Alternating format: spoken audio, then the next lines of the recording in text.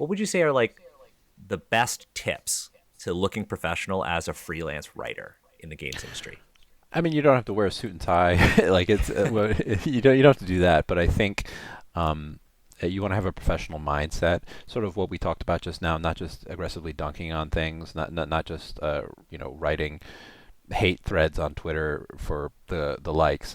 You need to be professional in the sense that you are, if you want to break into this industry, you kind of gotta respect the people that are behind the product that you're criticizing. Also, like it's one thing to say such and such a thing sucks. But it's another thing to realize there are people behind that thing that worked on it, and you need to kind of understand that, okay, individuals put their heart and soul into what you're criticizing, and to always kind of take that into account. So I think like having a professional mindset and keeping an eye on the fact that you've got peers in this industry, it helps. Does that make sense? Like Yeah, you don't 100%. you don't necessarily want to just like be known as the person that just says Wizards of the Coast sucks, Paizo sucks, Chaosium sucks, whoever. You want to try to maintain some degree of a professional, positive attitude, even as you critique things. I think also being professional and promoting yourself, like it helps to have a place where people can check out all of your work, some kind of portfolio site, because they're going to ask for that. Usually it's like a writing sample and a link to something that you previously done. And if you just have a web page, it's a lot easier than sending them like a random screen capture or PDF or whatever. So, I mean, I use card.co. I think you use that That's what too, I used Daniel. to. Yeah, everybody uses that. It's just like a very It's simple free. free build your own website thing. You can set up links to all the stuff that you've worked on. For me, I put links to the freelance writing that I've done and the professional journalism writing that I've done, just to show that, hey, I can do various types of stuff. It doesn't. I can write about comic books. I can write about hard news. I can write about video games. I can write TTRPG design rules.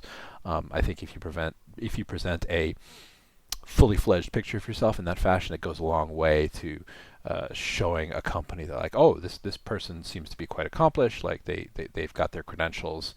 That I think matters more than like a CV in this particular world that we're in right Totally. now. I think for my portfolio on my website, I break things down into like narrative writing and game design, Hmm. developmental consultation, and cultural and sensitivity consultation. And then for Yeah. each thing on my portfolio, I'll list the name of the project, the role I played, and then the release.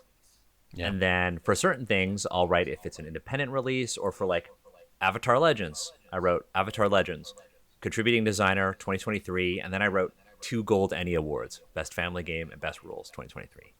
So I'll So yeah, put that's all. accolades that are associated as That well. that that's awesome. That's like hyper detailed. I don't even do that. I just throw a bunch of pictures of stuff that I've worked on up. I guess I used to Yeah. have pictures, but I think I ran into the problem of, well, I have too many things now. I am running into that problem, and I will have to confront it at some point. But I like the pictures. Yeah, this I was a like recent it. pivot. I don't have pictures Yeah. anymore, and then I do have a Yeah. selection on like academic research because I do have academic publications as well, Hmm. and I have a new one coming out actually for a project I worked on back in grad school about pipe smoking and kids learning how to make pottery. But yeah, I put my academic stuff, and then of course I put Asians Represent because Yeah. it is a production. I have gotten a lot of cultural consultation gigs because folks have liked the way that I speak on this podcast. I Hey, have let gotten I've gotten those too from the Asians rep appearances that I've been on. Yeah. So And I really like what you said about acting like a professional because reputation is like extremely important in hmm particularly in the games industry. I don't just say TTRPGs, but also video games, board hmm games. I mean, we talked about how you got into this industry because of me. And I know a lot of other people who are friends of ours, like Drew. Drew got his first gig working for Paizo. How many people could say their first gig was for Paizo? that's pretty awesome. Yeah. Like Drew can, Yeah. but the reason is because like Drew had never he didn't have a portfolio when he started working on Ten Shaw. He didn't have anything. He had no credits. But we were in Drew's in my home D&D game. And I knew Drew can write. I knew Drew can perform, and I knew his work ethic and his values.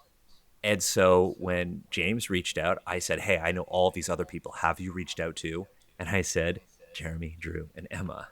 Hmm. Those are the three people who I said. Um, And so it's really important to cultivate a reputation, right? Yeah. You said like, hey, you can't just be dunking on stuff. You need to offer solutions, right?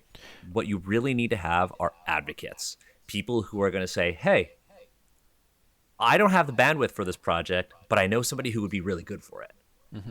and I can vouch for them Advocates because could, it's yeah, so go ahead. important. I was just going to say advocates can come about in the weirdest way. Like Undying Corruption, which is the Korean setting for 5e and Ooh. now Pathfinder Second Edition. Nice mug, by the way.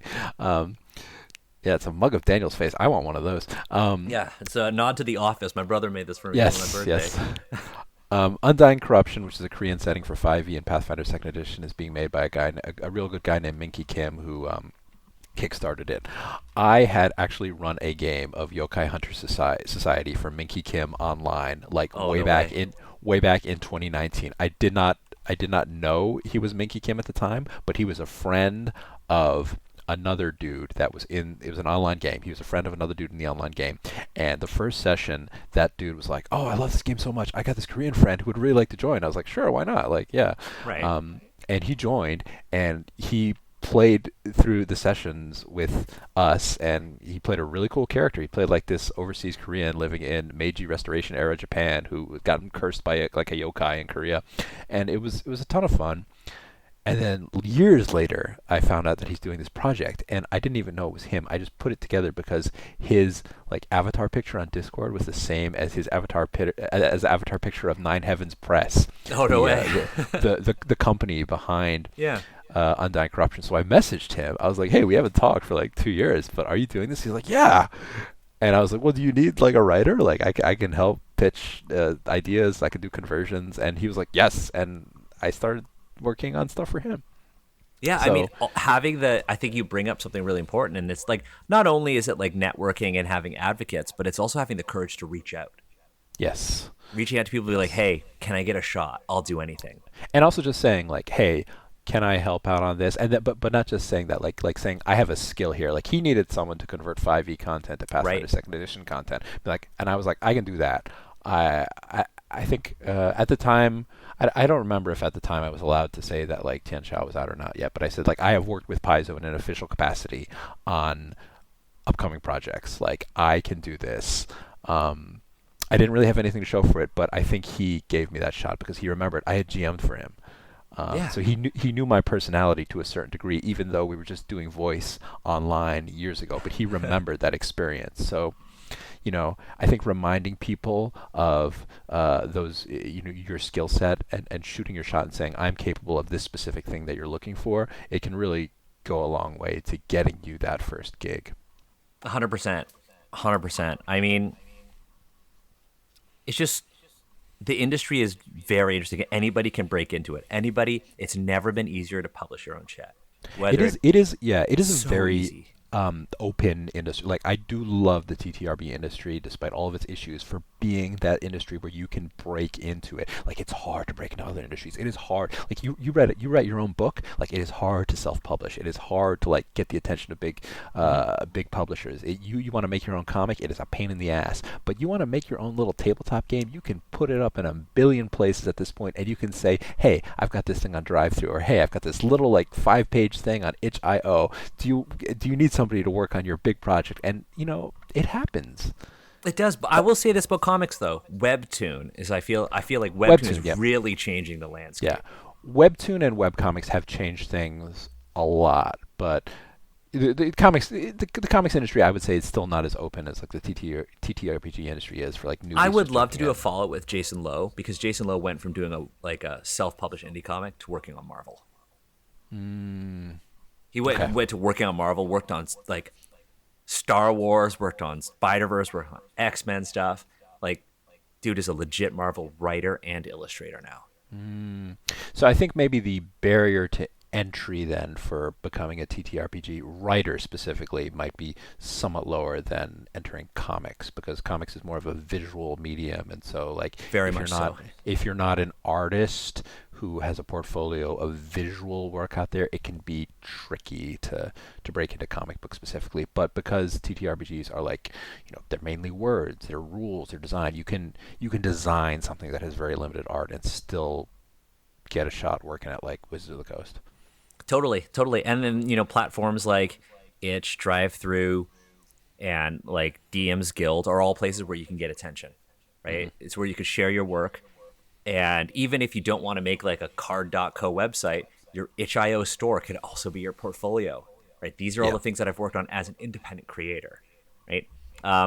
Another thing is like while it is very easy to self-publish, another thing that's really important is finding your own niche, right? Like I Mm. know that like I do the Chinese stuff, like world building, archaeology. I work as a cultural consultant. That is what I am known for. Yes, Mm-hmm. I certainly work beyond it. I've now worked on mechanics, right? I've Mm-hmm. worked on Illuminated Worlds, Motherlands, worked on like Cloud Breakers as like a developmental like editor. So now I'm like starting to work beyond my niche, but I had an initial niche, and that's a lot of what I worked on, and that's how I got my like sort of in. Mm-hmm. In terms of like, because we've kind of talked about being like professional, but also like how to market yourself. I think another thing that is really important, and this is easier said than done, because you and I have talked about, I have never solely relied on freelance earnings to support myself.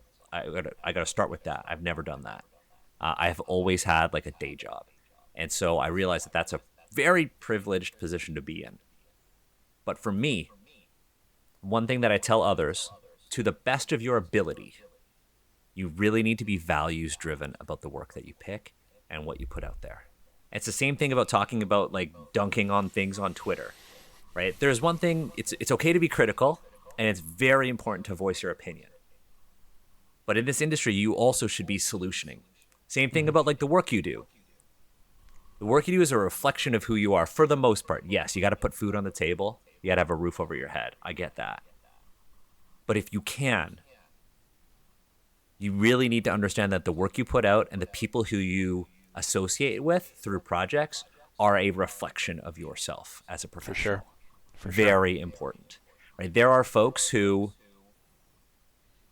I know in the industry who I won't recommend Mm-hmm. because of how they conduct themselves to me Yeah. personally Yeah. Mm-hmm. Yeah. and who they associate with. Like there was, and you know who I'm talking about here. I know. Yeah. I know who you're talking about. And there was Yeah. somebody who, like, I was in a really tough time personally, reached out to me. It's like, hey, I think it was like Happy New Year, Merry Christmas, one of those. It was in a winter holiday, and was like, just want hope you and your family are all good. And that's cool, thanks. That was nice. And then literally the next day, message me again and be like, actually, what I meant to say was, I work for this company now, and would you be interested in like pitching and freelancing? And I have not talked to that person since, and I will actively ignore that person. Yeah. I And mean, that tells me a lot about this person as a human being, right? It's it, okay to it ask me if I want to work on something, but don't check in with me and then it'd say, actually, what I meant to say was, I work for this company and I need to build a roster of freelancers. it's good to be genuine. Very much People can so. people can tell when you're not being genuine or when you have an ulterior motive. Um, and yeah, it in a tiny industry like this that is mainly driven by word of mouth and People like talk.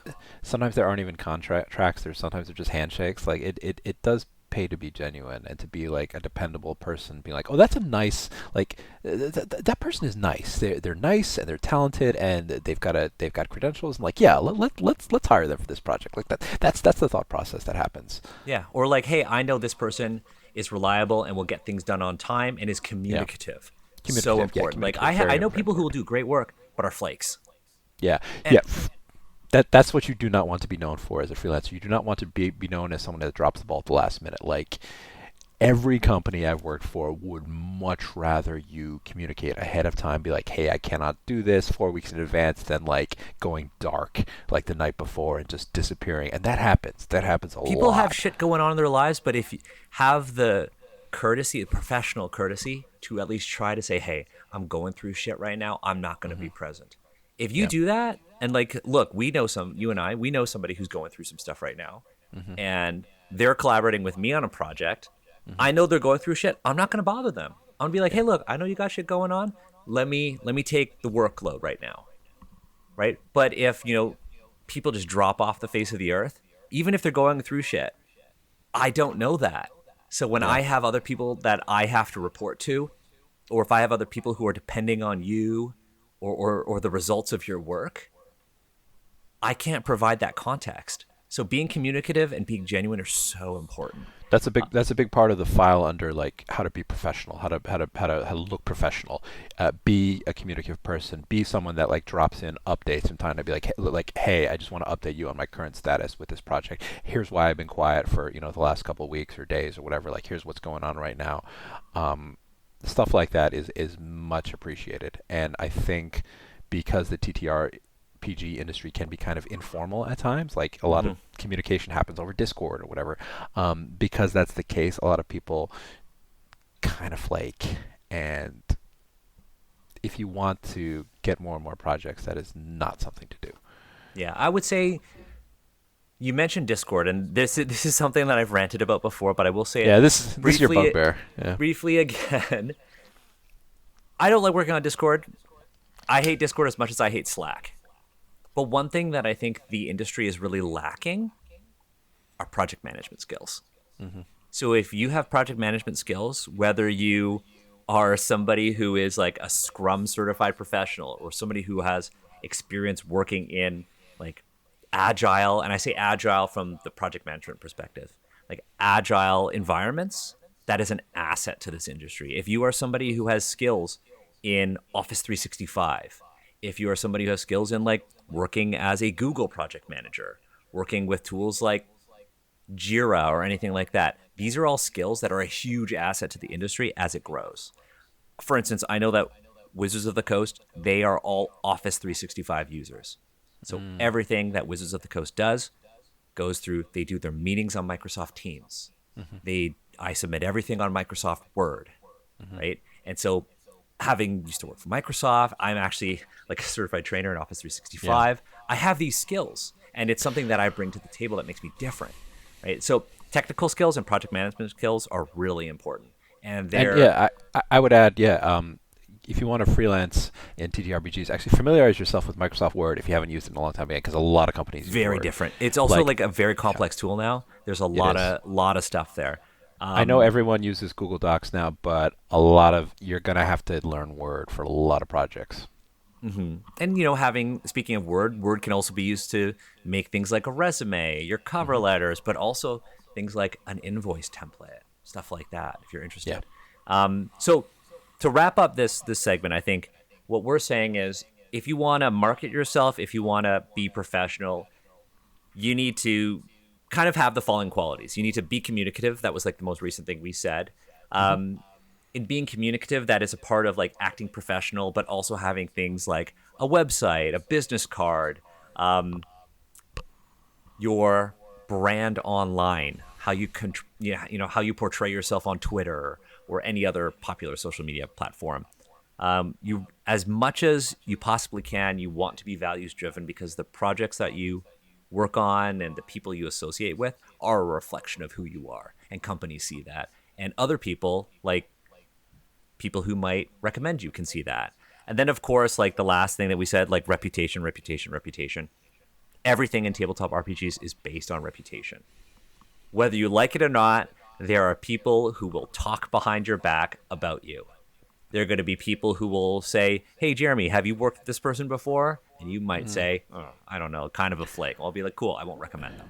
It does kind of feel like high school at times because it's so Very small much and like so. people are talking. But like it's just like how you can, high school is full of potential for the future, presumably. Presumably. There's a lot of room to grow. I mean, you don't, even if you're not great at promoting yourself, not great with social media. I mean, stick with it, and like, you don't need to have a million followers on X, formerly known as Twitter or Blue Sky, whatever You people need are to have using now. advocates. You just Your need to have follower count means advocates. nothing. The number of Yeah. likes you get, they don't mean anything. Yeah, It's you just need to have having advocates. advocates, and a small body of work will help. If not, then advocates and connections and being able to produce work on time in a clean fashion, in professional, don't dunk on people, like all those things. All those things go a long way.